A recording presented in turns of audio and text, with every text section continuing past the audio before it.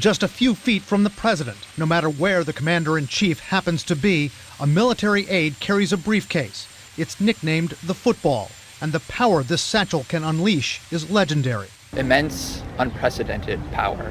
The United States currently, right now, deploys approximately 900 nuclear warheads that are on the order of 10 to 20 times more powerful than the weapons that destroyed Hiroshima and Nagasaki. 5 military aides, one from each branch of the armed forces, work in a rotation carrying the football.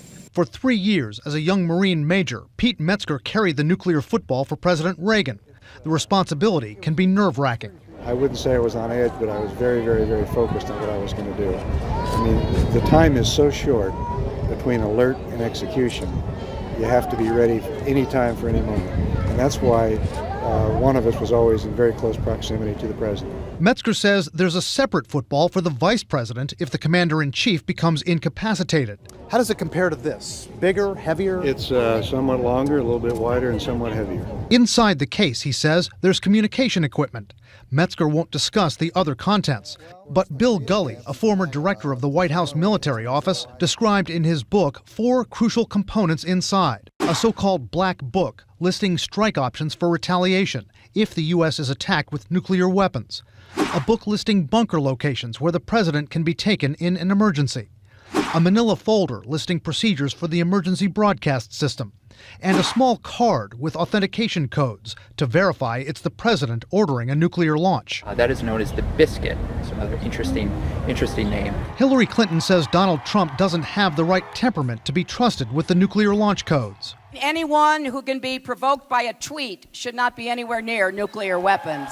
We know that the people in the White House are people like us misplacing things, but the nuclear code? And was the person who did it in the Oval Office? John Donvan has a report.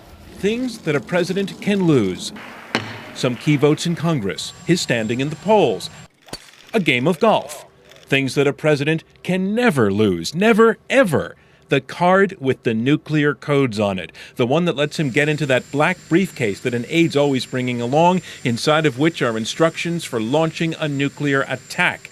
Like the briefcase, which is called the football, that card, which is called the biscuit, is supposed to be with the president at all times, giving him numbers to read out loud that identify him to everyone in the system as the commander-in-chief. That's why you don't lose the biscuit.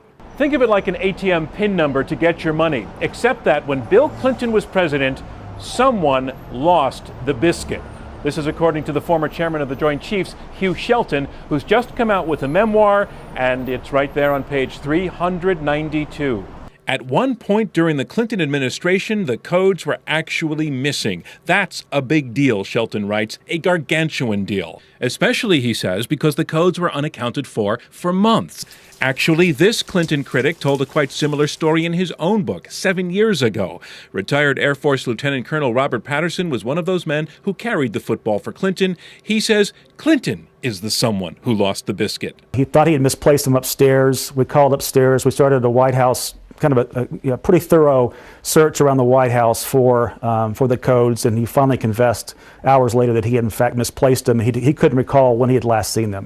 Who's to say the president couldn't have just picked up the phone to order an attack? Today, his office is not commenting, same as no one's confirming or denying another old tale that Jimmy Carter once left his biscuit in a suit that got sent to the cleaners. John Donvan, ABC News, Washington.